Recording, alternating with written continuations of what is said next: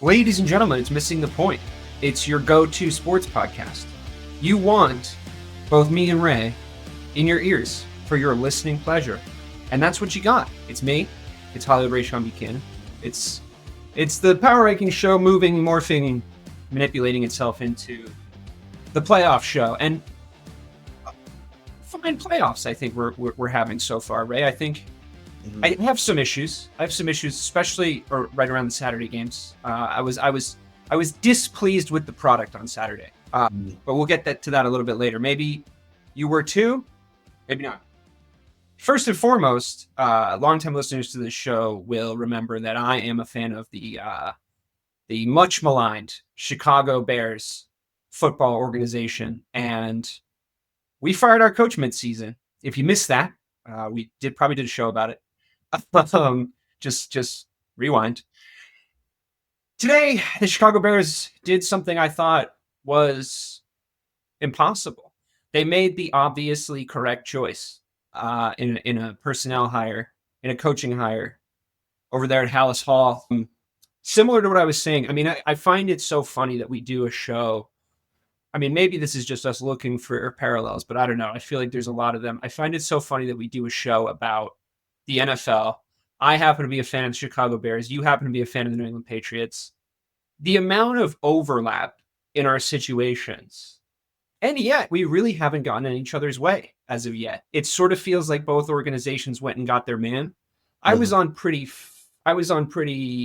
firm record that my first personal choice for the Bears was Vrabel. The idea that a head coach could come in that's been there before, that has sort of pedigree and precedent about the culture that he sets, et cetera, all the superlatives, all the cliches that you hear about leader of men, setting culture, all this stuff. That's the stuff I wanted from Mike Vrabel.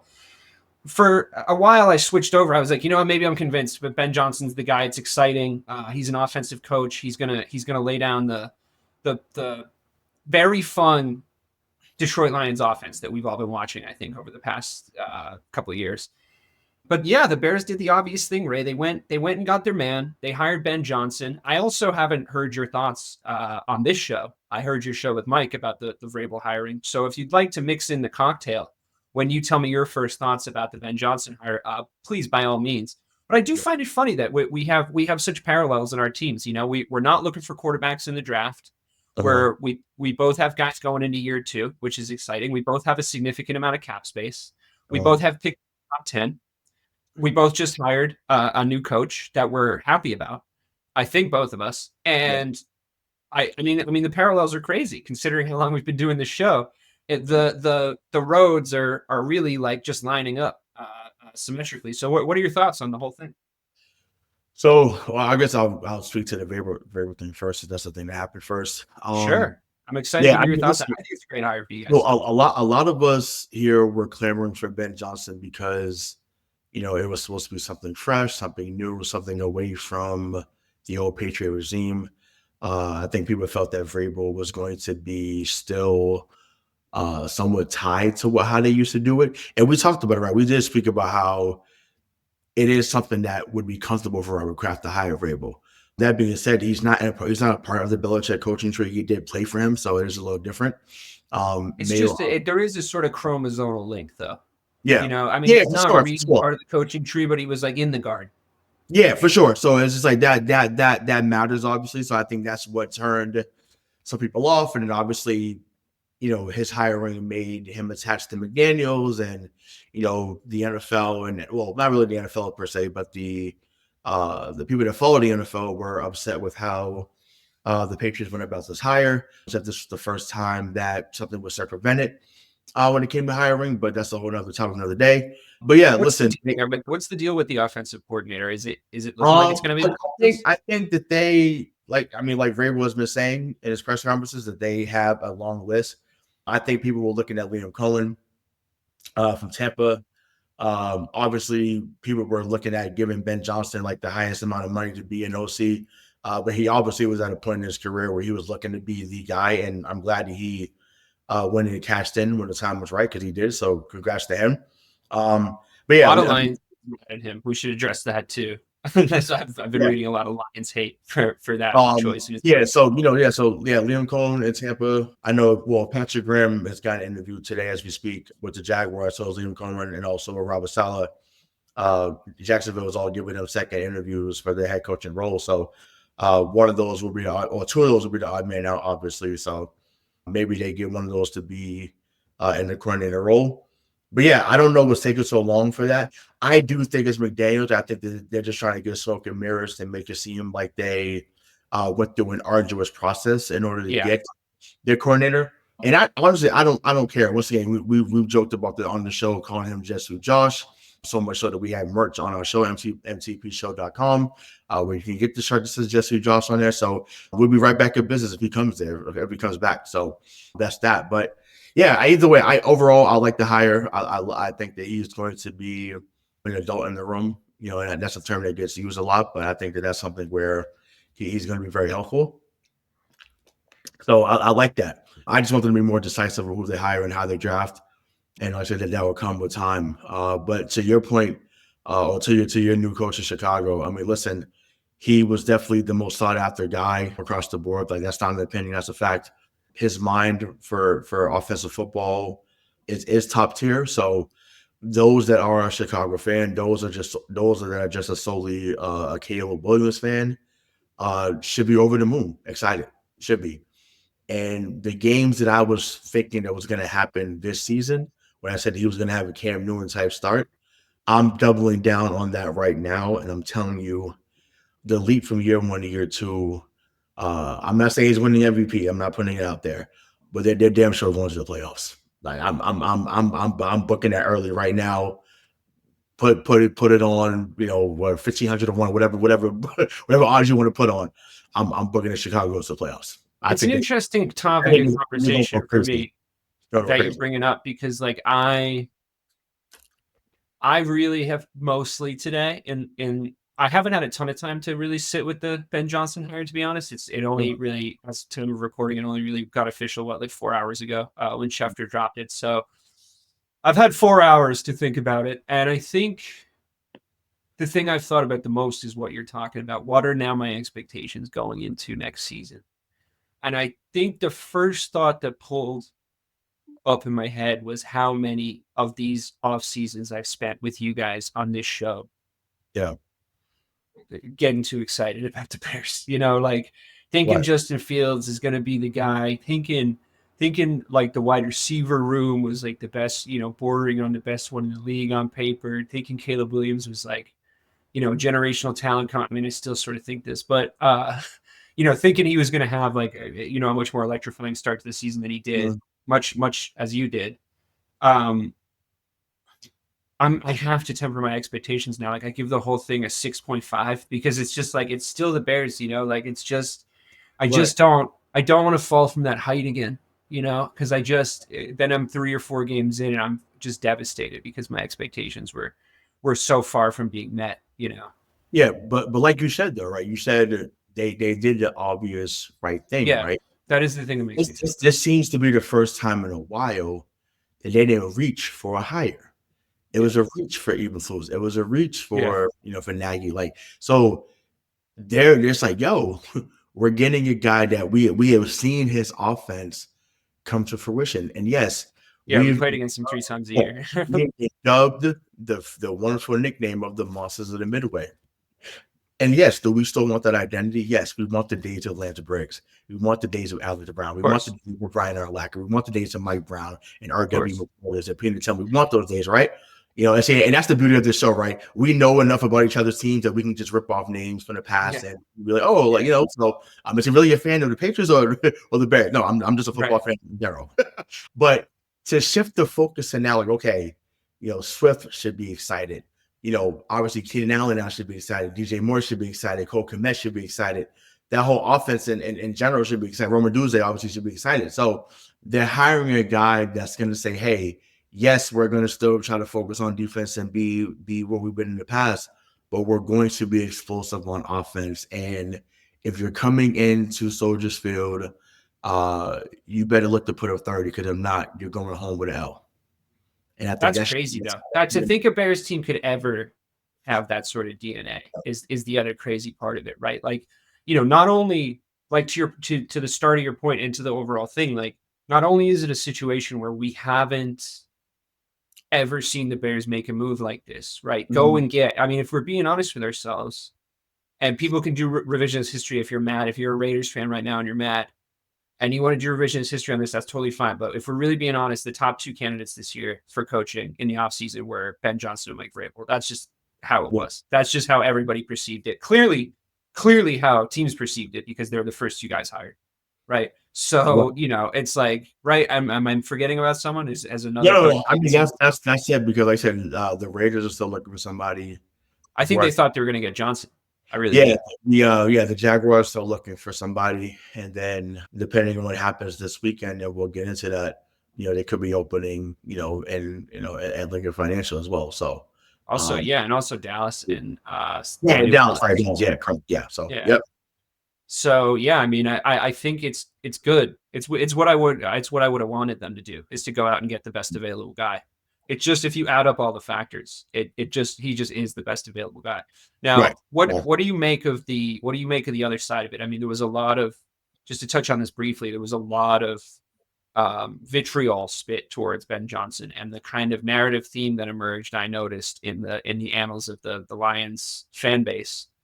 And this isn't representative exactly of like all their shit, like all their people, but first it was he wasn't paying attention and this will bring us nicely into the conversation about the weekend's games, but it's he wasn't paying attention. He didn't care. He was out to lunch. He didn't it didn't matter to him, this potential trip to a conference championship. Right. Like what he was already thinking about coaching the Bears. And then that combined with, I don't even think he was that good of a coordinator anyway. There was a lot of that online today. I don't think he was that good anyway. Yes. And I just this is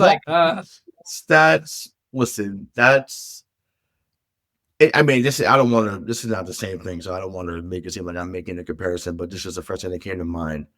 I remember when Brady left to go to Tampa, and there was folks in their minds that firmly believed that he was washed and done, and that he would never surpass what he did here. Or not that he did, obviously, but like, he's not winning down there. He's not going to do as long as he, like, it was him and Dell, and right. And it was pretty surprising that he, quite honestly, it was pretty crazy that he did go down there and win that.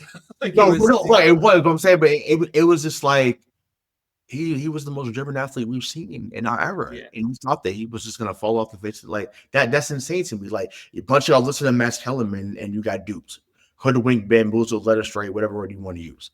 Like, insane. It's funny. Max Kellerman not on TV, but now Brady is. Imagine that. So who really fell off the cliff? But hey, I just had to put that out there.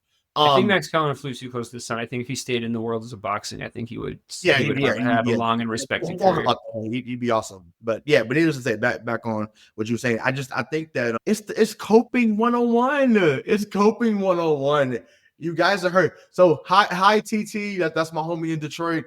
We haven't talked since Saturday. You're probably mad because you felt like I jinxed your team. I didn't. I thought y'all was going to win. I did. We did not expect to see South Florida's own Teddy Bridgewater. We'll get into that, but that was crazy. But to the Ben Johnson thing, listen, man, it's coping 101. Like, fans are upset. Once again, you go to a division rival. It's not like he went to Miami, or he went here to New England, or he went to Dallas, or he went to the Raiders. Like, he went to a division rival. Like, so it's just like, whoa. Now we have to see his offense twice a year. They probably go at the least split with us going into next season, and now things are going to be harder for us within our division than it was before. So when you got two teams that won 15 games, another team that won 11, and then you have you guys that are going to be on the rise next year, they're pissed. They're pissed. They have not had football superiority, superior football, in the years that we've been alive. Yes, they had a great guy in Barry Sanders, Herman Moore, Lomas Brown. Lomas Brown. But then they had the years of Joey Harrington and Dan Orlovsky and Charlie Rogers, and it was bad. It was bad. It was brown paper bag type football up there until they got my guy Matt Stafford. So I think like they're learning to cope. They're mad. And it's gonna suck when Caleb come in there and throw 5 touchdowns. It's tough, man. I mean, just I'm in talking about that game. You can be What's calm that? today. I'm talking shit for you. No, I said you can be calm today. I'm gonna talk the shit for you. Yeah, no, I appreciate that. I do, because it's like it's hard. It's hard. They always seem to find a way to fuck it up. Okay. And let's move on to talk about the Commanders. I would say surprise win over the Detroit Lions. Sure. I was pretty confident that the Lions were going to win that game, and I was rooting for them. In all honesty, I wanted them to win. I wanted to see what they could do in an NFC Championship game and scenario. I wanted to see them play elite football at that level. This was a game where, in comparison to its one of its AFC counterparts, when you think about the Bills Ravens game, that had like absolute. It's like later in the day. It's feels like an AFC Championship game. It feels like two teams that could be at the level of an AFC Championship game. It feels like all the stakes, two MVP caliber quarterbacks going up against each other. Not the case with the Lions Commanders game. With that one, it was more like, oh no, like the Lions are really just going to let them do whatever they want on offense for the whole day. That's what's actually going to happen. And I want to know, because I think everybody's immediate reaction was sort of, man, like Jayden Daniels is a problem, which I think is completely fair and true. I think the things that he did were really impressive. How much blame, and since we're talking about this in the context of the Lions at first, how much blame would you say lies at the feet of the Lions defense, Dan Campbell, the sort of the whole thing? I understand there was a lot of injuries throughout the season. I understand they lost their best pass rusher. I mean, that's just true. But I don't know, man. Like, they got fucking dog walked. And I feel like if it was a different sort of context, if we weren't talking about the rookie and how exciting it is that he's making it this far, because that's always going to be the number one headline, right? Like every year, if a rookie QB or a young QB that nobody's really had time to like form opinions about starts to play at a really high level, it's immediately the biggest headline. I mean, this is what I was talking about in the Discord. It's like the CJ Stroud hype, like that he's a good QB. Like, it remains to be seen the heights he's going to hit. Talking about him in like definitive terms, even now, after 2 seasons, is like, I don't know. I mean, it's, a sophomore slump can happen, and he can bounce back no problem. And then like the same thing with the overreaction to Darnold all season. It's like everybody just loves in today's day and age to overreact to QB performances in games. And I think that I'm not trying to take anything away from Jayden Daniels. In fact, I'm trying to stick up for the kid, because I think it's a little unfair, the weight of expectation people are going to put on him. Because what happens now if he crumbles? What happens now if he blinks in the lights of a championship game, which is completely fair and plausible for it to happen to a rookie, right? There's a reason you've never seen a rookie make it to the Super Bowl and win. It's very, very difficult for that to happen. I think we're far away from that scenario, but did he go out there and show that he's going to be like the next big thing? Or did the Lions really lay a fucking egg with that defense? I mean, I think it's a mix of both. I mean, when you come in and throw 22 or 30, a little under 300 yards, and then you run for 50, he's in complete control of the game. And he has complete trust in that locker room. They said, we're running with 5 regardless. And to think about where they were, a season before, going 4-13, to be in position to draft him, riding the coattails of Sam Howell, getting rid of Eric Bieniemy, who I know was brought up on last week's show, and I'll get into that later on if I need to. The transformation has been complete. They got rid of like 16 or 17 guys on their roster. You bring in Dan Quinn, you have new ownership. So they're playing inspired football. And, what happens is sometimes, certain players just galvanize other people. And, the thing is, and it's not just the game against y'all. Like he had been showing up in moments late all year. And yes, part of that is you need luck. You need a team to kind of fold in those moments like that. Of course, that's true. Like that, 2 things can be true. But to put yourself in that position where you're able to at least tie the game or win the game, that matters. And yeah, this could be the best rookie season we've seen since Mahomes in 2018, because Mahomes was the AFC Championship game away from getting to the Super Bowl. So that's the most recent comparison, obviously. Is he better than Mahomes and some other quarterbacks? Obviously, he's not. But it's definitely the best rookie season since then. Absolutely, that's not debatable. Even like I said, once again, regardless of the outcome on Sunday, like that's amazing what he's been able to do. No, of course. I mean, the thing is, I'm not trying to take anything away from Oh him. no, I know. I'm speaking to the fans that like you know what I'm saying. Yeah. So it's like to the to have an 8-game turnaround or really 10-game turnaround because you won 2 games in the playoffs, so they've won 14 games this season. It's amazing to see where they've gone. But to the point about the Lions, this is on Aaron Glenn as much as anybody else. And I made a wild comment about Aaron Glenn in our Discord, but I won't repeat. But it's just like I didn't call him by his name, but it's just I'm saying, but it was just like like you had the audacity to not want to take the news out because you thought it was a sham that you would get interviewed, and then now your defense gets exposed and you're at the helm of that. I bet you would take interviews now. Like, I bet you be doing that now. So it's just like that to me was wild. And yeah, they lose to Meek Robinson, in the middle of the game too. Like that was hard because he had been in that corner all year. But and I hear you on the Hutchinson thing. Like I appreciate you bringing that caveat. But I'm sorry, they wasn't bringing up Hutchinson when they were smacking everybody throughout the regular season. They wasn't.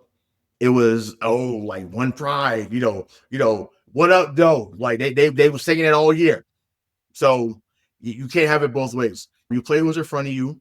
Everybody was hurt. People had key guys out all year or majority of the year. They still had a phenomenal season, regardless of how it looked. They should at least I think they should at least got to the AFC Championship game. But hey, it's a regression, though, isn't it? I mean, it's a regression. I mean, if they didn't get to they got to the championship game and lost in, I would call it heartbreaking fashion last season, and then to lose now in the divisional round, I think is. I think it's going to feel like a regression because then on top of it, you lose your one, maybe both. I mean, I know you're right. He did sort of get exposed, but I still think there's going to be jobs out there for him if he wanted to be a head coach. Mm-hmm. I do think like you might lose both your coordinators and there might be a little bit of a pallor or a feeling that, the Dan Campbell window might be starting to be less spoken.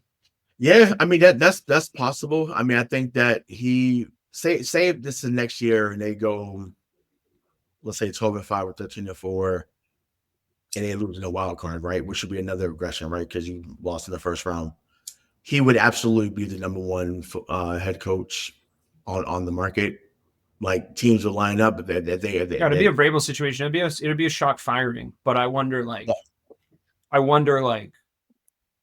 guess if they stick with him, then you start to get a McCarthy Tomlin situation where it's like everybody's on those two guys all the time about like when they last won a playoff game, and it's like, well, you win one or two, it's like it's starting to feel like the ceiling. So yes, to an extent, but I'd say, and once again, you know more intricately than me because you follow that division.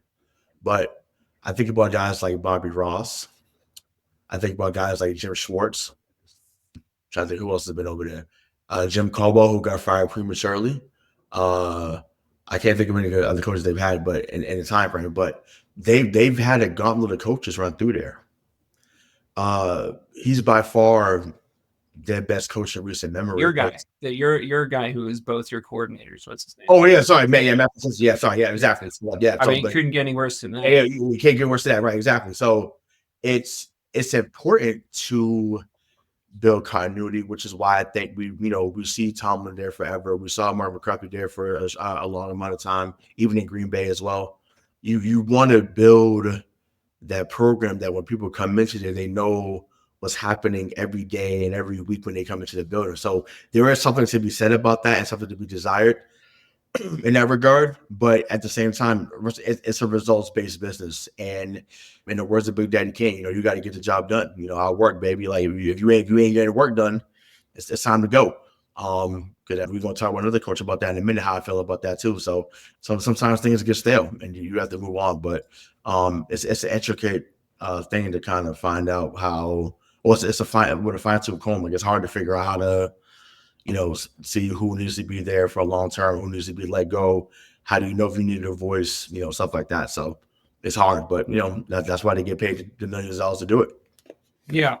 Thinking about it really quick from the Washington Commanders perspective, obviously they're riding incredibly high right now. I think that they should be very proud of themselves for the season they put together. When the Hail Mary happened against my Chicago Bears, I looked at my wife and I was, she was looking at me with deep concern in her eyes, obviously, because it was one of the more traumatic moments of my life, to be honest, that Hail Mary. And I looked at her and I said very candidly, we're never going to recover from that. There's no world in which our season recovers from them. And that was 100% true. With the exception of the final game against Green Bay that we actually won, 1-0 against the Packers in 2025. Caleb Williams undefeated at Lambeau Field.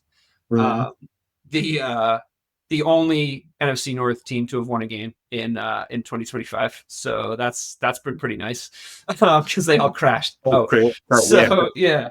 So if you look at the data a certain way, if you Mike Marcangelo the data, it can make you feel really good. I think.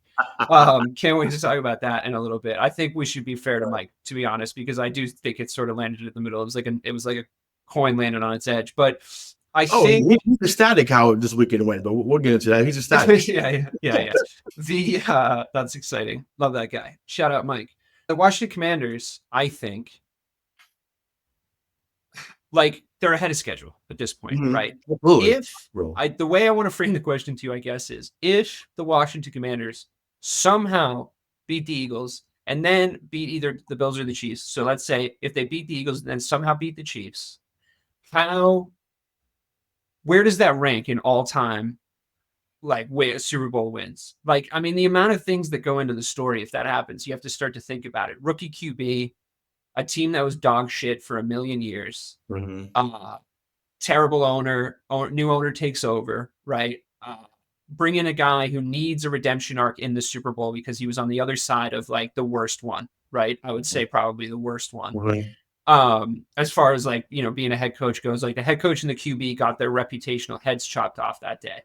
The entire league, us, the media, fans, looked at both of them like they were a joke. And I think that DQ sort of battling back to this level in this position just goes to show like a little bit of zoom out is really important, right? Like to really look at these things and look at the body of work, right? For guys like him. And I think it's already really impressive. I think you can lay the superlatives on them at this point already. I mean, I think a very underrated Terry McLaurin, like just constantly shouted on this show, is like incredibly, incredibly underrated. A hugely entertaining quarterback to watch. Like the way that he plays, the casual nature of his demeanor when he runs that offense, the unflappable nature of his game. Is really fun to watch. It genuinely is. It's just it's awesome and it's combined with a great deep ball and like a ton of movement. The guy's just like, I mean, I haven't used him in Madden, but I bet it's a lot of fun. And I think I just pick the Bears every time. So and I have pointers for Caleb if he wants to know. Because I'm really doing my homework this offseason and on the playbook on everything we're bringing to the table. But everything that I'm saying about the Commanders, I think is true. And if you look at it from an X's and O's perspective, it looks great. If you look at it from a locker room perspective, it looks great. If you look at it from a momentum perspective, it looks great. There's a lot of good football minds in the room. I think the way that the offense is in the Kingsbury situation is set up, you can look at him the same way. Much maligned in a lot of circles, but these guys that go on to get head coaching jobs, I mean, it's sort of an old cliche at this point, but they got those head coaching jobs because they were good coordinators usually, like that's right. So, if they get bumped back, then you get yourself a good coordinator, you're getting too. You're getting. Kingsbury to me is a lot like McDaniels. I don't see them. Who or bust? Yeah, what I'm saying is, like I don't see them as leaders of men as a head coach, but if you're saying, hey, just focus on this whole thing where you can be X's and O's. Those like they are top tier. So that's great. But I wanted to answer the question that you would ask. So you said where would it rank if they had won? And obviously that's a big hypothetical, but that's what we do here. I think on the surface, I would say it would be the third best win of all time. Because objectively speaking, and once again, although it hurts to say it, you cannot say that the Giants win over the Patriots is not number one. And it's for what it meant, what it was going to mean. You have to say it's the Giants. Like that. That's not. I don't think I do. I think the comeback. I think. Oh no, I'm saying, but that's number two. Like that's number two. I'm saying. We'll put that one. No, one is the Giants being us in 07. Like it has to be the moment. The moment was No, dude, a comeback like that, like that's. the I mean, moment that's was so sportsmanship. big. Like, the moment was so big, bro. Like you think it's 18-0, 19. You're gonna be 19-0. You're forever immortalized. You dethroned the Dolphins. Like there would have been no debate. Like we're not talking about Mahomes now. We're not talking about any other quarterback. Like it'd have been like no 19-0, bro. We would have Jordan that argument forever. Like we would be like no 6-0, bro. 6-0. Yeah, well, I think from a Patriots fan's perspective, I would imagine that's true. But you're This always going to be. Patriots not going to agree with me on that. They're not That's objectively. fine. That's fine. I just feel like I feel strongly that if you're talking about best, it's really just depends on what like the criteria is. Like if you bring all that added Patriots regular season context in, and you bring in like the Belichick and Brady era in, and the Randy Moss and how hard it is to throw that many fucking touchdowns, and I get all that. I'm talking about the game though. Like I really think that comeback was insane. Game wise, sure. If that's the case, absolutely. Because I mean, for them to be down. I mean, there's a strong shout for that Steelers Cardinals game, to be honest. Like, if you're just talking about the game, like that was crazy. Yeah. Like that was just because that was such a shootout. The thing is it's a movable feast, right? Like it's a ton of it depends on what you're looking for, really. Like it and on a given charcuterie board. And if you're talking about what you're talking about, I didn't know we've gone down a rabbit hole here, but I mean I did ask the question and I appreciate you answering it. I wonder. I mean, you can't really speculate where the Commanders would really fall if it was just the game, right? Because it's like you have to carry the context. So if we're carrying the Commanders context in, I guess it is the Giants winning. Is it a little weirdly watered down by them doing it twice? Is it like strange? Does the first one sort of like does it become a weird? 07 should always be number one in my. And once again, this is objectively speaking, being a full grown adult now, right? Once again, the magnitude of that moment. And you come in and you hold the greatest offense of all time to 14 points. There is no bigger moment than that. So, in my opinion, once again, that pains me to the core to say that. But once again, to objectively speak, it has to be that. But of course, to be down 28-3, and Brady throws a pick six, that was not something that happened on a regular. And you're thinking, man, like how do they even? I'm just making respectable at this moment, And then James White scores, and Amendola scores, and then Dante Hightower gets the strip sack, and it was like, oh, all of a sudden it's 28-20, and I'm like, ooh, they're about to tie this game. Then they tie it, and I'm just like, yeah, Atlanta, you fucked up, bro. Like, it was over at that point. I'm like, there's no way they lose this game at this moment now. But I was like, wow. It was crazy. I watched the Falcons walk into the locker room. They made a play like right before halftime, like another defensive play. So it was just like, all right, quarter over, 28-3. And I watched the Falcons start to go into the locker room, and I was like, oh, I think they think the game's over. Like they're jumping around, like they think that, like I think they might already be celebrating in the locker room. I mean, they could come back if anyone's going to do it. For context, though, you're up 28-3 on Brady. Of course you think like you're like, oh my god, who wouldn't? That's like when and granted we didn't see any footage of it, but when Tampa Bay was smacking Kansas City in the Super Bowl, and at that point Mahomes had already been anointed as the GOAT at that moment. I'm being but people already thought he's fucking amazing. So to hold him to 9 points, I'm sure they was on the sideline like, oh my god, he held him up. Points like that. It's a natural reaction. It just wasn't on NFL films, but they caught me. I mean, if you remember, Mohamed Sanu was like, "Hey, that's 12 over there. This shit ain't over." He told he kept he was being DK on the sideline. He's like, "Hey, this is premature." Dude, they should listen to that motherfucker, honestly. Because it's like, and they, because I think there was a little bit of it was just a little bit of a small guy sort of reaction, like getting somebody down in the first round and like celebrating, like that was the highest expectations you sort of had, and it's like it exceeded your expectations like wildly, right? So now I'm just thinking like, oh, like so you would accept the reality of the comeback then, and that's really all that ever needs to happen in a sports comeback, right? It's for the other team, even if they're better, Even if they're just objectively a better team. I've seen better teams crumble in those situations because they just let that Right. little Right. quicksand piece into Right. their head, and it goes through the team like a virus. And as Mhm. it starts to happen, you see great teams, like really, really great teams, Mhm. they snuff out comebacks, right? Like you see comebacks start and people start to go like, ooh, uh-oh, is this gonna, and it's like, no, it's not. That's the response of like winners, right? Like real, like, and some of those teams are front runners, and it sort of is what it is. Like if you let them get in that position, they're not going to let it up, and that's just how the team's built. Looking at you, Yeah. Dallas Cowboys, all the Yeah. time. Well, it's funny because Brady almost had that twice because when he was in Tampa, that game against Right. LA, and I'm just and people because I remember people was talking crazy online. I'm like, I said, do you not remember what happened against Atlanta? He's never out of it. Yeah. Never out of it. I said, and he was like, and the defense, if the defense wasn't inept, they would be LA that game. So, but yeah, I The don't know. reason Honestly, I why just, the yeah, prevailing wisdom about Patrick Mahomes is like, don't doubt him. It's just gonna like blow up in your face. The reason why that's the prevailing wisdom is because we all spent our whole adolescent life and a lot of our 20s getting mhm, taught that lesson by Tom Brady. Like just right, getting just it's like when you have the best guy at that position, anything can happen. Like genuinely anything can happen. right, And right. it's like he can just start fucking you up. Like that can just start happening at any time and and just killing you. And like Brady could always just start killing you. It's like just never was out of it.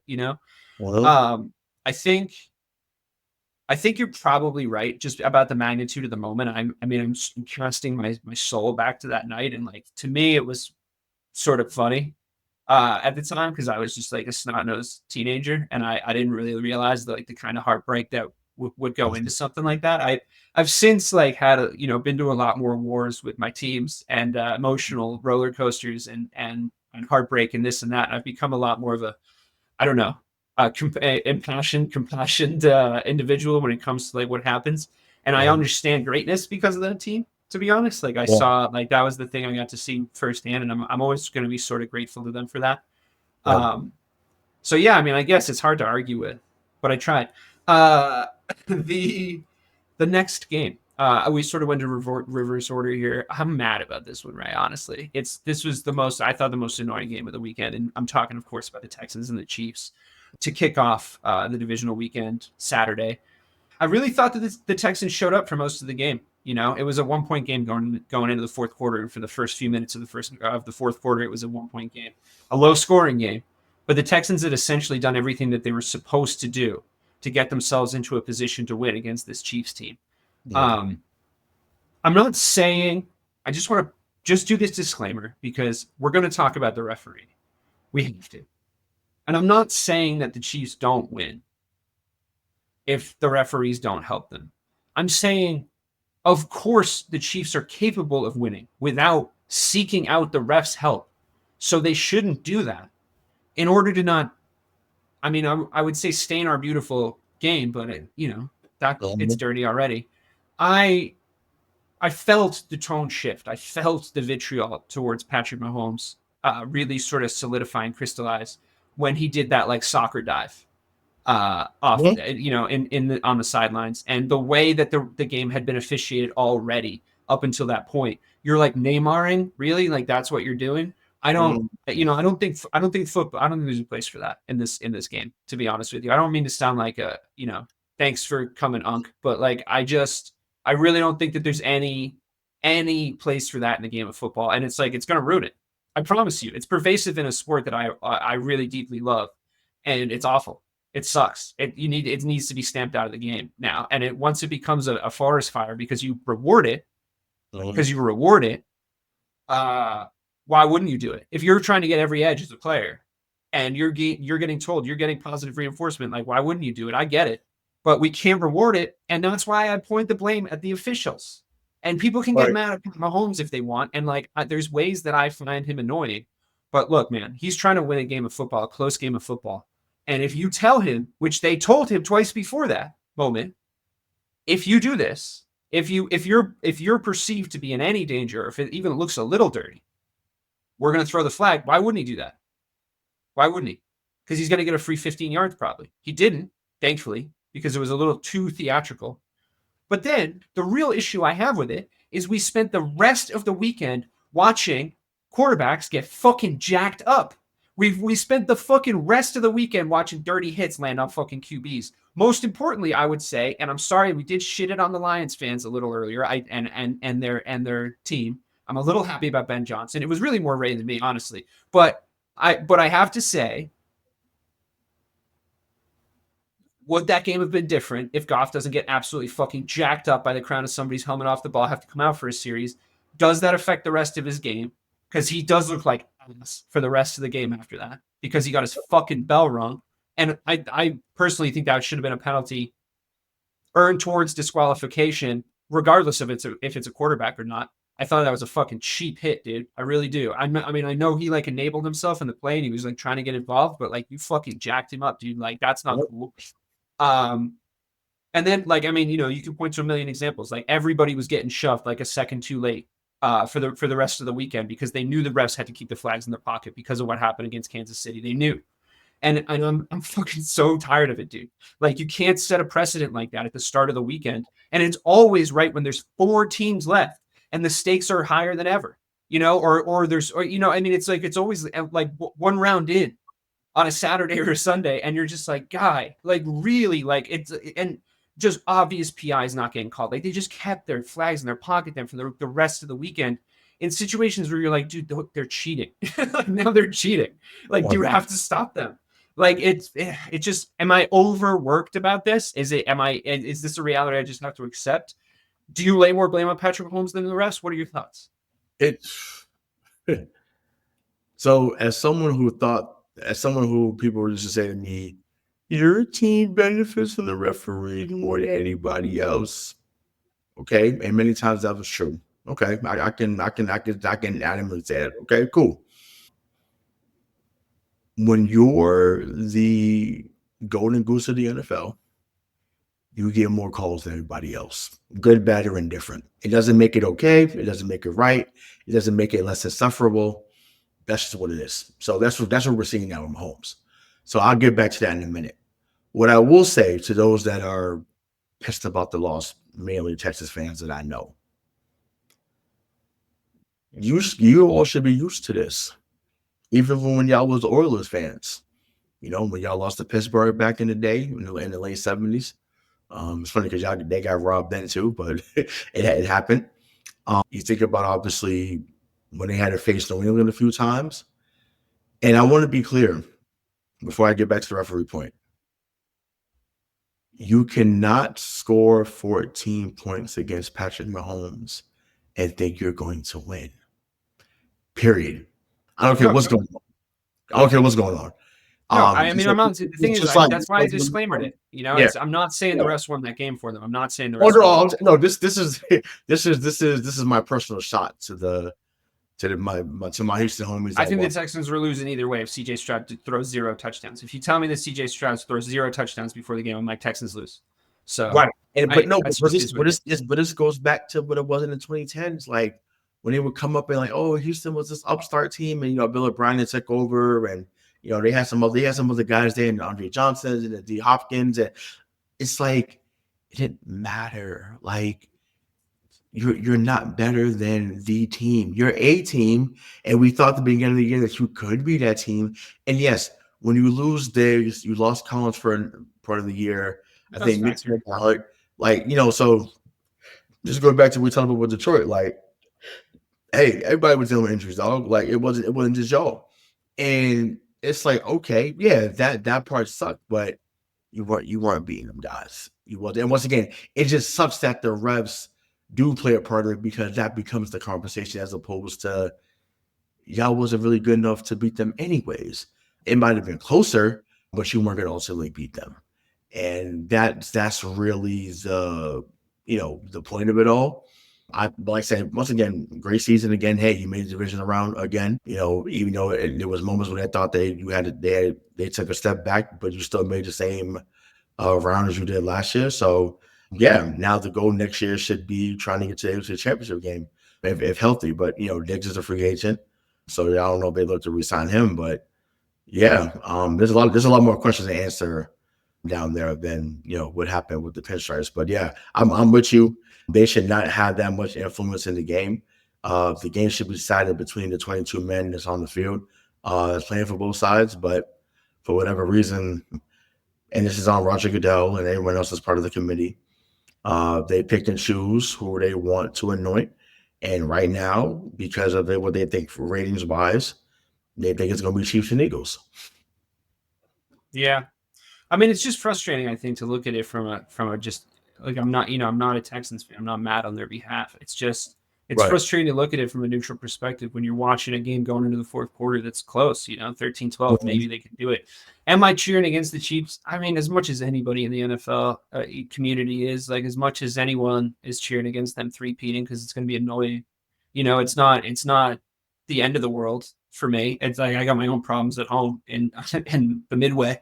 I got to clean up my own fucking house. It's going to be annoying, but it's not as if like my team is like had their hat in the ring to stop them at any point. So, what the fuck? So Right. It is what it is. Right. I can't blame these teams coming in and getting smacked by him like he smacks fucking everybody every year. So it's like, it is what it is, but it's just disappointing when I see it close and I'm thinking like, you look at to give another shout out to our good friend Mike, our oft contributor on this show, Mike. I mean, you look at those stats and it's like they had 110 something more yards than them. They had more passing yards. They had more rushing yards, more yards per play, more efficient on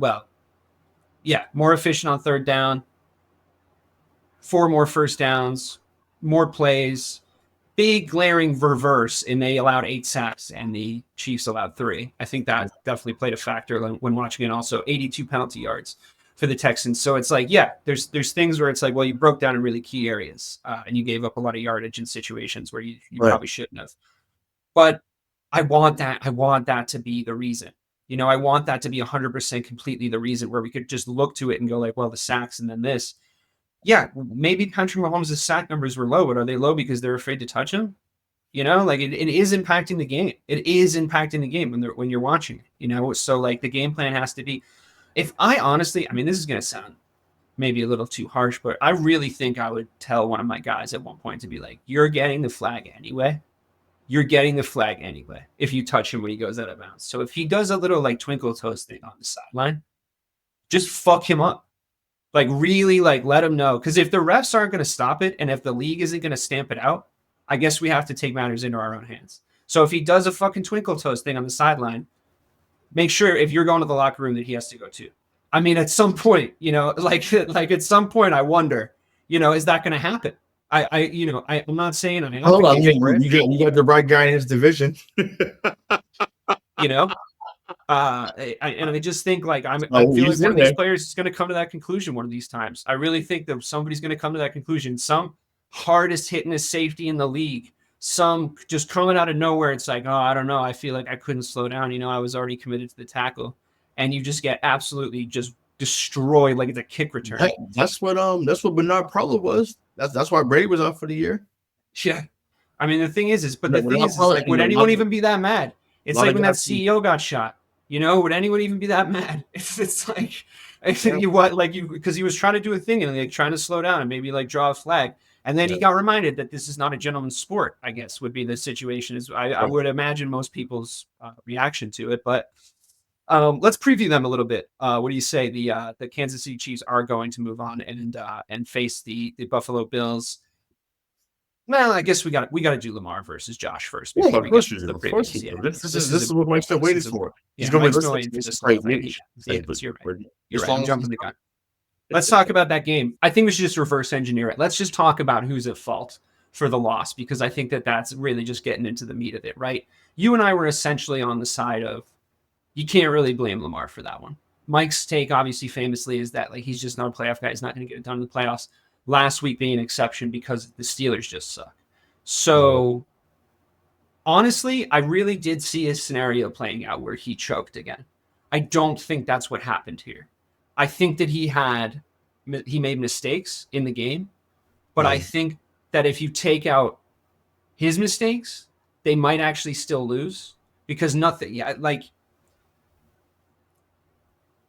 I don't know. I mean, Mike does make a good point that he dropped that ball and gave them like incredible, impeccable field position for a score. And when a game comes down to it being that close, but to me, it was like watching him actually rally and come back and leave the mistakes behind him and not get like in his own head, which is I think what we've consistently seen him do, especially last year. I mean, yeah, as you rightly pointed out, that was the most egregious one of him getting in his own head and not playing his game, right? And I think right off the bat, we saw him starting to move and we saw him starting to just like play his game and like get into his rhythm. And he looked like a lot of the regular season version of Lamar Jackson, except for what I would call a diabolical interception. I've seen people try to justify it like he was like the receiver was supposed to run a go route. It's like, nah, bro. Like he threw into double coverage to one of the double coverage guys. Yeah, but the fumble was more egregious to me than the interception, though. The fumble was bad. The fumble was really, really bad. I think that was like a really, really pivotal moment. That can't happen there. Like you, yes, you're, have the best legs in the league as a quarterback. No, his body position, where he puts the ball, how he tries to turn his decision making, everything about it is absolutely terrible. Like, dude, just go down. Like, what are we doing? Like, I get it. You want to play, but live to see another play. Yeah, it's that simple. And as far as the thing with Andrews, and I texted my homeboy David. That's he's a big Ravens fan. I'm like, yo, Andrews got to go. Whoa, that's harsh. Yeah. Like that can't happen. Like, okay, I'll use it's an all time bad playoff. Yeah, I'll use my experience as a Patriots fan, and I'll bring it back to what we saw here. So when I think about Super Bowl 46, this is the second Super Bowl against the Giants. There's an inside seam route that Walker beats his guy on, and Brady leads it in perfectly. And Walker misses it. Mind you, Walker was the guy up here. He was the guy that was getting 100 catches, 4 years in a row, 110 catches or more. He was like a mini AB for a few years here in New England. And I remember in that moment, it didn't matter about the 110 catches. It didn't matter about the touchdowns. It didn't matter about the route running. I'm like, yo, this has been our nemesis. This has been the team that people are going to forever say, you can't beat them. And you missed that moment on the seam route where you're wide open. You missed like that. I was over it. I couldn't forgive that moment. So I understand the Ravens fans this morning that are like, dog, it hits you in the breadbasket and you drop it? No. Or before that, you catch it, you go back. They do the Peanut Tillman. Punched it out, game over essentially. No, that can't happen. Catch the ball, get a few more yards. Excuse me, I can't even talk. A few more yards, and go down. That simple. You live to see another play. You go from there. You probably score because they was moving the ball up and down. And Lamar said it. He said we had no problem moving the ball. He was like, turnovers that shit can't happen. And I'm with him. And I to me, it'd be the last time in a uniform for Mark Andrews in Baltimore, anyways. Let him go elsewhere. Yeah, like honestly, so soon after it all happened, you can say that because I was more leaning towards like, is someone with him? Like that's how I generally was feeling today. I'm like, is somebody with Mark Andrews? Is somebody like next to him, making sure he doesn't hurt himself or others? Well, I'm emotional. No, that's the more logical take. What you're saying. I'm the emotional fan that's like, are you fucking kidding me? Like, and once again, I had no probably nothing involved in it, but I was just like, bro, like, how do you drop that? And I know Baltimore, in Baltimore, I know you ain't got to tell me because I know your history too. I know y'all thought about Lee Evans right then and there. I know y'all thought about him in that moment in the 2011 AFC Championship game when Sterling Moore, punched it out of his hand and Lee Evans had a touchdown. Yeah, y'all was going to the Super Bowl. I know that's what y'all thought about immediately. So I get it. But like I said, once again, Dave was giving y'all the logical take. I'm the emotional fan today. Fuck that. Get him out of here. Yeah, get us some help on the way out. Get him a therapist on the way out. But I don't want him on. Get him out of here. It's like that's wild. Okay, that can't happen there. Can't drop that. It's messed up that you brought that up. It's like 10 years to the day. It's messed up that you brought that up. Fucking Lee Evans drop. That's just like, that's fucked up. Hey, listen, hey, I brought up my Super Bowl 42 pain. Hey, this is a therapeutic show today. We bring hurt people. That's what it is, guys. That's where Ray's going from here today. I don't know, man. I mean, I think that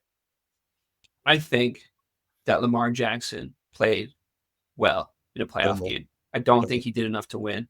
I think if you had the perspective of who they were playing, the way that the other QB has been on a mission this year, but Lamar, I feel like Lamar did what was asked of him.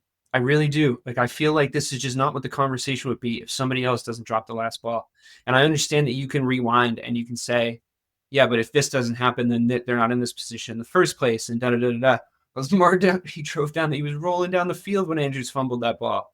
He came down the field 2 times when he had to.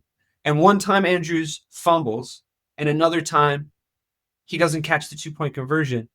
A very catchable ball, I have to say. I'm not going to entertain the idea that it wasn't a catchable ball. He's got to be catching that. He has to 1,000% be catching that. If anybody is on the internet today saying, I don't know, I think Lamar should have put this, or if Lamar could have, you're wrong. You got to catch that ball. Okay, so we're just going to leave that piece of the argument there. But I just feel like in the context of Lamar Jackson, I think you could watch him then have this get in his head, watch him be more like the Lamar Jackson of the last few playoffs over the rest of his career. And then you can zoom out. And if you're Mike, you can go, I mean, there was that one run that he lost in the divisional round anyway, and he didn't do it this year. There is a couldn't get it done guy award waiting for him. And, the Mikes of the world would be very happy to see that if that happens. And I see why he says it. It's not something based. It's not an uncommon opinion. And it's not something that isn't based in reality in a lot of different ways. Mm-hmm. But I don't know. Which way do you think the win goes? Which one does it prove? Or does it prove? There's plenty of people that side with where Mike's at. Because when you're the best player on the team, you're going to get a lion's share of the blame. Just like when you do really well, you get a lion's share of the credit. And as much as we love Mike, we know Mike thrives off negativity. So when someone does poorly that he's not the biggest fan of, he's going to have a victory lap, and today he earned it. So okay, cool. So as he would say, love your media, but hey, love that for him, right? But yeah, Lamar Jackson did last year to blame. And like I said, once again, when you're the best player, you're getting that money. It comes with the territory. Period. I think that's fair. So shout out to Lamar Rivers. Wow. It works one of two ways. It works at but Philip Rivers and Doc Rivers. The Rivers moniker. But even with it's more Philip. It's more Philip at this point. Rivers got to a few AFC Championship games. I think he got to about 3 or 4, if I'm not mistaken. Well, I would ask the broader question. I mean, what does getting to a championship game really mean? I mean, so did Mark Sanchez, right? We can always sort of point to Mark Sanchez as the world. Look, Philip Rivers been in Mark Sanchez, so come on. No, I know, of course. But people are talking about Jayden Daniels in that same sort of breath. It's like, he's a rookie. He's making it. So did Sanchez. He was a rookie. Sanchez was a rookie. Brock Purdy was a rookie. Ben Roethlisberger was a rookie, although he had a pretty good career, I think. And they all lost. I'll say this, and to Sanchez's point, you never thought Sanchez was not fair. I admit that. No, I'm saying, but you never thought Sanchez was a reason why New York won. He was just there for a ride. Yeah, Jayden Daniels has been a reason why they've won at times. No, of course. Not every week, but at times. Well, a lot of people say Brock Purdy wasn't the reason that the 49ers were winning up until that Eagles game. And I feel like he was playing. He absolutely was. He made the position stable, and the offense was a lot better under his tutelage. That's not an opinion. That's a fact. Yeah, but then you watch what happens to Brock Purdy after that. You watch things start to sort of fall apart. I mean, it's an all-time crash out. I understand of like a franchise building. It's not his fault, but it's the thing is like it's very unpredictable, this league. It's really, really unpredictable what's going to happen. Like and that's why I'm a little hesitant to anoint. And I think that it's hard to get to an AFC championship game. I genuinely do. I think it's a difficult thing to do, and I think you should be lauded for it. It's just how much you zoom out, because again, are you taking any of these guys that we're talking about on this list that have made it to championship games over Lamar Jackson? I don't know if you are. I think if you're going to ride with somebody, even though, these guys have all made it to the championship game, I'm certainly taking them over Sanchez, LOL. I'm certainly taking them over Brock Purdy. I'm certainly, you know what I mean? I'm certainly taking them over. I'm probably taking them over Ben Roethlisberger. Probably. I mean, honestly, it may like there's a conversation to be had at the very least. Even though Ben has been to the promised land, I'm watching this dude play football.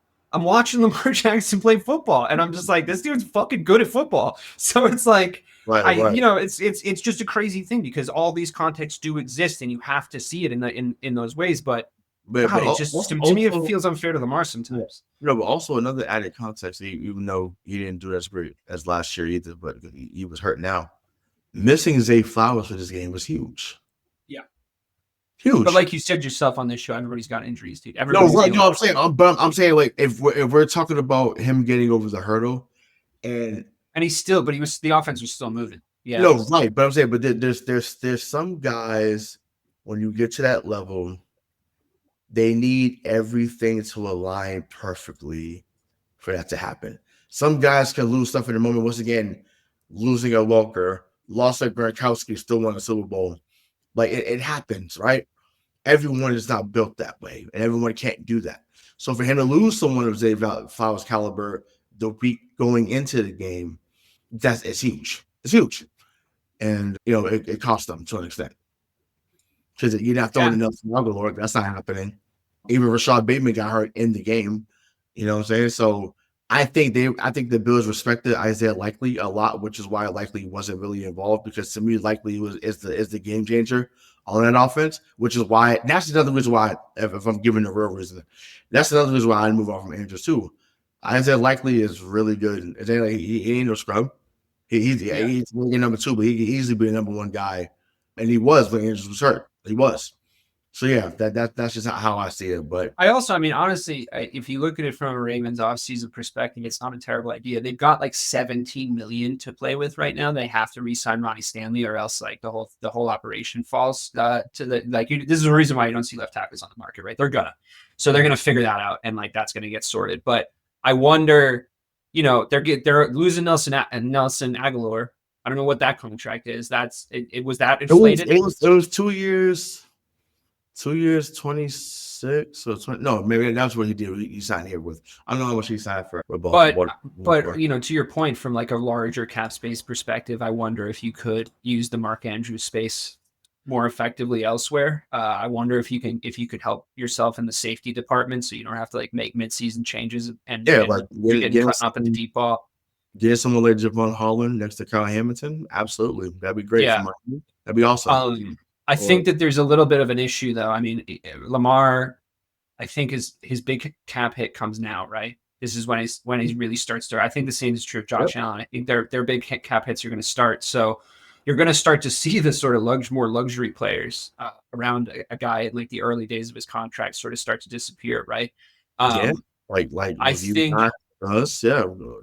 I mean, this is what happens. This is just the way the contract situation is. You get windows with these things, but the man's got to get paid. I guess it is what it is. But I wonder what their offseason looks like, and I wonder what this team looks like coming in next year. Because on the one hand, to be fair to Mike's take, because he couldn't be here tonight, I want to be fair because I know he would stick up for himself effectively. I wonder, are we looking at it from a perspective of like, yeah, he's 28. He's got a lot of time left. He'll learn from this. He made less mistakes than last time. He looked good he looked better in a playoff game than I think even Mike would admit than we've ever seen. He took responsibility for the loss afterwards. He didn't let Mark Andrews take the hit on the loss. He didn't Aaron Rodgers the situation, which I really respected. I think it's a no-brainer. But I also think like we've seen guys fall short on that, especially when it's like during the middle of heartbreak. Yeah. And I think like he kind of comes out to me like smelling pretty good from this whole situation. But I wonder are we looking at it from a perspective of we're expecting to see him at this level because of the team around him for the next 5 to 7 years? Are we sure that there's not going to be a down season or 3 in there for the entire Ravens? Why is it that Harbaugh's not the conversation when Tomlin is? And McCarthy is. We still got time. I wonder, but he isn't though, right? Like it's all about Lamar, and I just wonder. He can be here. Let's get right into it. Let's have at it because me and Bobby picked up last season. To be totally honest with you, yeah. Last season, he's gotten to the promised land once. He's very well respected. He's sort of like it's hush hush. You can't really have these conversations, right? It's just this weird thing. It's the same reason Mike gets frustrated about like my defense of Mike Tomlin. or my hatred of Mike McCarthy. It's this, you want it, you got one. You can't fucking win in the playoffs anymore. You're outvoted. You're outdated. Is that a thing? Do we believe in Lamar enough to get him somebody else? Well, I mean, he's had, I guess he's had multiple seasons where they've won at least one. Like obviously this year they won one. I don't know if last year they was one and done. I'm not sure. I can't remember. Oh no, they went to the AFC Championship game. So, or the year before. So, but I think Pittsburgh runs their organization the same way. Not Pittsburgh. Baltimore runs their organization the same way Pittsburgh does to an extent. Think about since they've become the Ravens, their coaches have been, I don't know who the first coach was, but you had Brian Billick, right? Brian Billick's there. They win a championship. I think they get to a couple of AFC Championship games, or at least divisional rounds. And Mark Chabrota was the first guy, 96. Gotcha. Okay. Then it went to Brian Billick. When they become Baltimore. Yeah. When they become Baltimore Ravens. Yeah. So then Brian Billick, then obviously they went to Harbaugh. So once again, 3 coaches in almost 30-year span, right? Yeah. John Harbaugh wins pretty early on. I think like in year 4, they win in 2012. Against his brother in San Francisco. Harbaugh. Yeah. So with the whole lights going out, funny, that was in New Orleans as well. So that was funny. Lost power. I basically thought they were going back because it was in New Orleans. Like people are weird like that. So I'm like, okay, cool. But yeah, he's on the clock. He absolutely is on the clock, and he should be. Yes, excellent coach, excellent leader. Has made Baltimore relevant as long as he's been there. They have not been a team that's been subpar and out of the running. But it's been a long time since you looked at them as well as the team that was going to win. Once again, it's hard to replace the Ray Lewis. It's hard to replace the Terrell Suggs. It's hard to replace the Ed Reed. It's hard to replace the Haloti Ngata. It's hard to replace. Well, no, Chris McKelson wasn't part of the team. That's the older Ravens, but they had a lot of guys that couldn't replace. I get that. And then they're another team that just had a bad string of quarterbacks too, right? The Kyle Bowlers, the Tony Banks, the Trent Dilfer. They went to Elvis Gerback. Anthony Wrights, like it was rough. It was rough out there. You get this kid from Delaware. Did you say Peter Bowler already? Huh? Yeah, I said Bowler. Then you get Flacco, who had a cannon, who had one of the best arms I've ever seen. And you win one with him, and yeah, that was it after that. Until you get Lamar, and Lamar by far is the best quarterback they've had. They just haven't gotten there. But once again, the whole team has not been constructed the way some of the teams in the past had been. So, it's funny. Ironically, you put Lamar and Steelers, they absolutely would have won the title. That's the crazy part. If Lamar was in Pittsburgh, they absolutely. Mike Tomlin would have had 2 or 3 by now. I think you're breaking a cap at that point, because they have the highest paid defense. There's a reason for that, right? There's a reason why you don't. Oh, right. But if you would put Lamar with a decent running game, not even you don't have to give him a Derrick Henry. Just you can give him Najee and fucking Jalen Hurts. It's fine. So give him that with Freiermuth. He still would have had Heath Miller early on, but Heath Miller, then Freiermuth. Because it's funny, they always find tight ends too. It's funny, it's weird. They just have guys that can contribute to that position. Freiermuth looks like he was made in a lab that had a Steelers logo on it. That dude looks like they grew him in the cornfields out there. Like what the hell? It's ridiculous. So they grew something with wide receivers, and obviously for Casey Hayward, Micah Fitzpatrick, TJ Watt, but also too, we're looking at just to get back to them real quick. Hey, a guy like TJ Watt, hey brother, you wanted money or they you stuck the place up for those last 6 games. I do have to say, you've been considered a guy on that team. Like one playoff win would be cool, but I know that hasn't happened, so we got to get into that. But back to the Harbaugh thing. He's definitely got a clock, and if they chose to walk away, it was justified because once again, you're knocking at the door. At some point, they say, "Hey, it's been real." Yeah. So, but it leads to I leads to the conversation though of like where do they even go from there? You know, because it's just like the Steelers, where Mm-hmm. it's like, you know, who I by the way, just quickly, I do think that they should find a way to go and get Devontae Adams. But that would be the move. They need a wide receiver one. Also a new quarterback. Oh, it's a mess. The offseason is gonna be fun. But I think you start to look at it and you go like, is he like would he still if we fired him, would he still be the best available coach on the market? Like if you fired John Harbaugh, if you fired Mike Tomlin, would they immediately become the number one candidate for every team, including yours? So it's like if you're definitely downgrading, if you don't get Ben Johnson, which now you like haven't, because I think you can like bet on that upside. And I think you could maybe bet on like a Joe Brady. I think you could. Um, or you're going to get a guy like Bill Belichick or something, which I think that ship has sailed on that, although there's been speculation about the signature What on that I mean, contract. he hasn't officially signed his deal in UNC. Yeah. He had the press conferences, and he's been on every media platform you could think of, speaking about the recruiting and how that's going to look for him and Michael Brady and the rest of the crew is over there. I don't know. If we've learned anything is possible, man. Like, it's only January, bro. Like, Yeah. we could do a show in 2 weeks during Super Bowl weekend. Someone would say, da da da. Breaking news, like, Bill's going to Pittsburgh, some shit like that. You just never know. Like that would be insane. But yeah, I think the whole Steelers thing, I think that would have been out by now. That we're gonna let go of Tomlin. Like, he's clearly coming back. Um, but we still have, I think we have some people that are still in the hot seat in the Final Four, and we'll talk about more when we get into the predictions. But yeah, like, it's wild out here. It's a cold world. Let's do that. Let's do that right now. Let's jump right into the Final Four. Let's talk about the AFC first, since we were already talking about the AFC and the game. The Buffalo Bills and Josh Allen are looking really good. They're looking really good, and I think that the conversation was quite rightly around Lamar because of the context in which we operate on this show.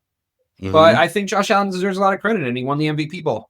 I don't know who's going to actually win the whole prize, but he won the MVP off because he did exactly what was asked of him, and he played a great game. And he played like he was been playing all season. I would say Josh Allen's our only hope to not see the Chiefs three-peat at this point.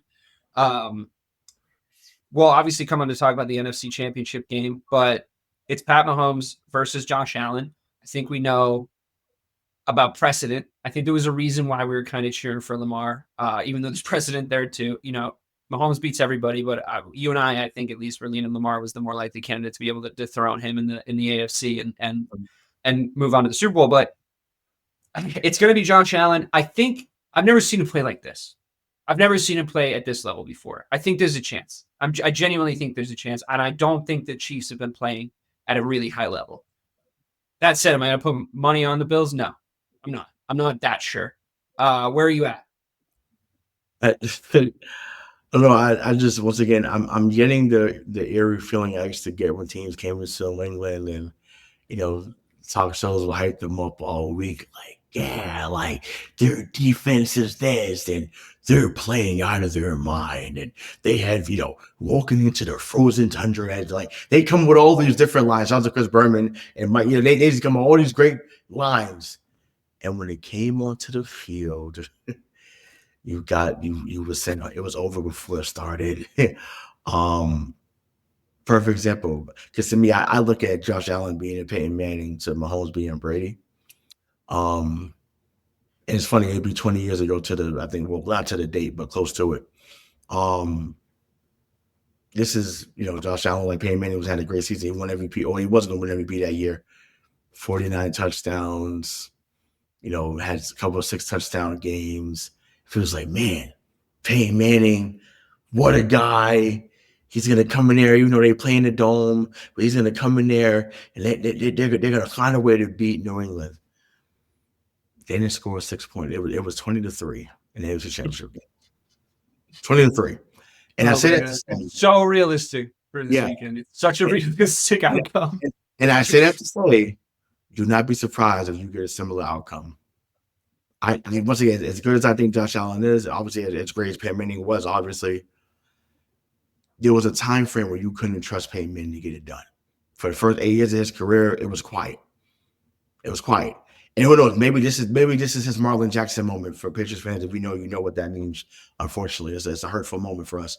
When Marlon Jackson got picked out Brady for them to win the AFC Championship game back in 06. That hurts. That's when I always think about it. That's a bad one. That hurt. Okay, I was hurt that year too, bud. Yeah, I didn't love that year. No, we was up 21-10, something like that, and lost. So that's I'm like, that's that. I was like, wow. We returned the opening kickoff. That didn't happen. That didn't happen then. Like in the Super Bowl, we returned the next game. We returned the opening kickoffs. Yeah, I was just like, wow. Yeah. I was like, I was like, what the fuck? But anyways, it's a trip. Yeah. So I just said that maybe he has that moment and they go into Arrowhead like Joe Burrow did and find a way to win.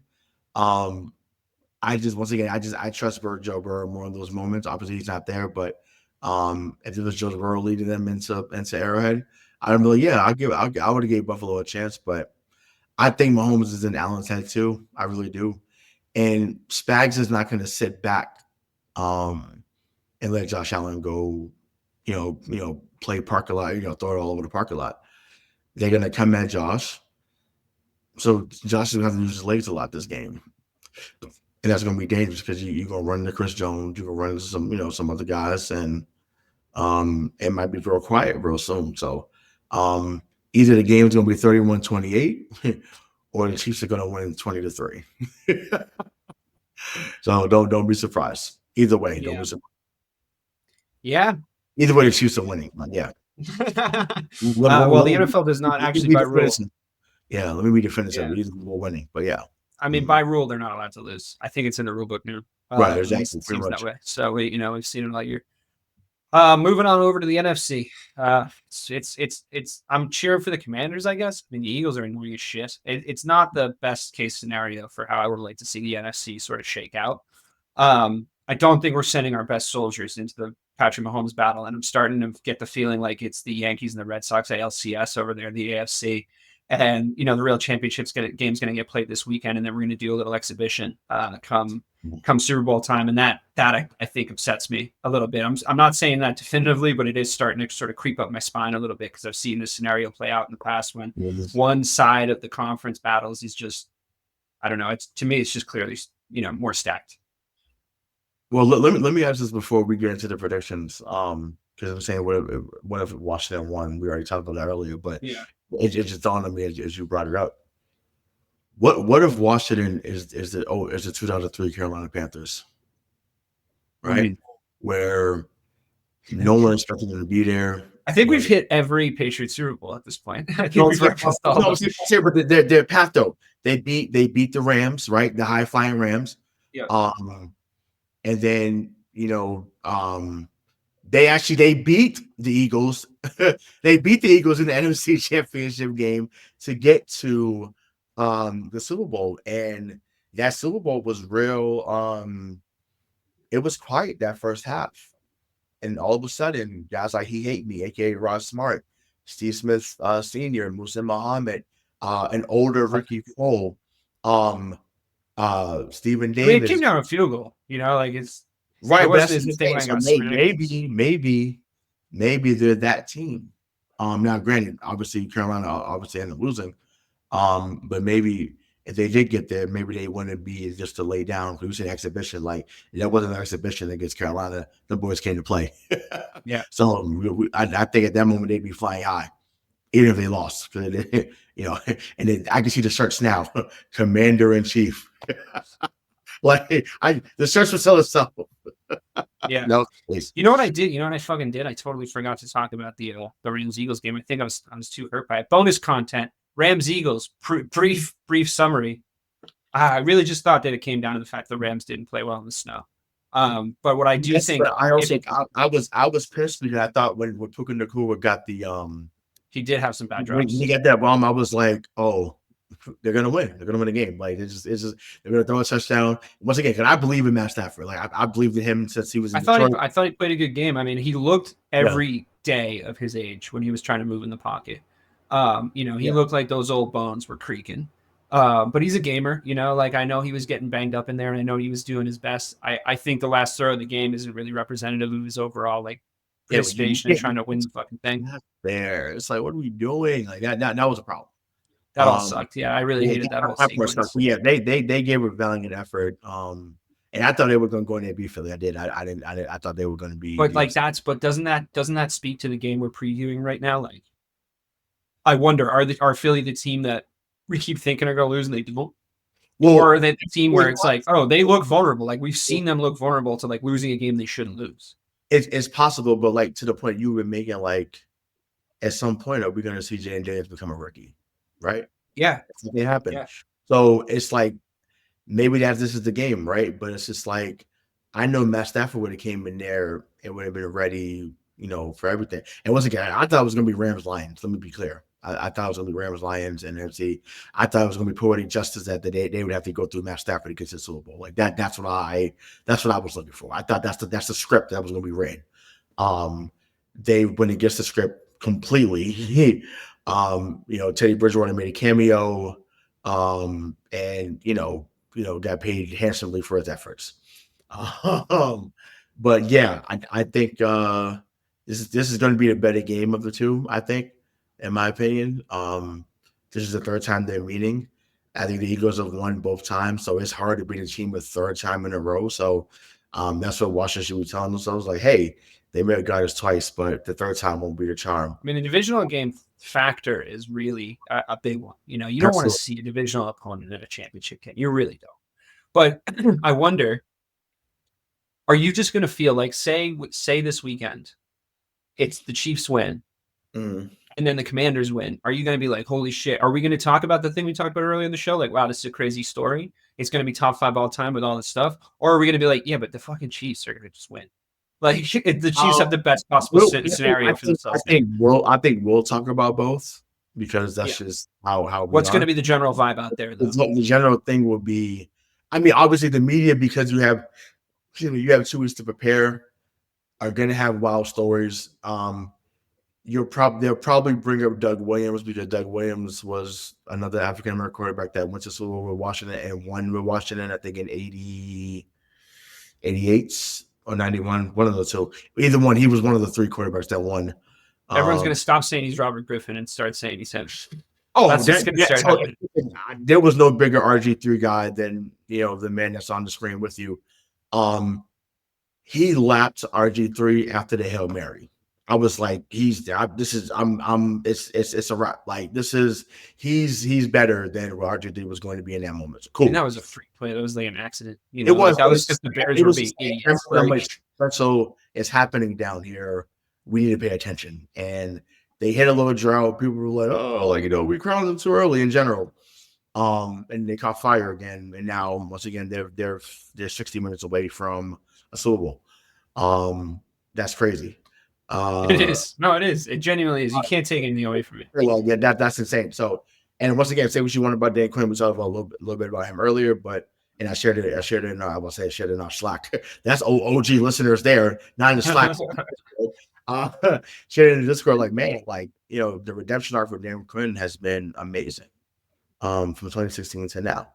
And he's done a masterful job down there in year 1. So he is a leader of men. Once again, it's amazing that he was so able to have people's ear after what happened in Atlanta, because but I think that's why you have to go through being an OC or a DC again, to build your name back up, to build that narrative about you, and then become that coach that you aspire to be. And that's what he's done. But yeah, but I do think, like I said, if there is something where the Commanders won, and I want to go on the limb, I do think it's going to be the upset. I think the Commanders win.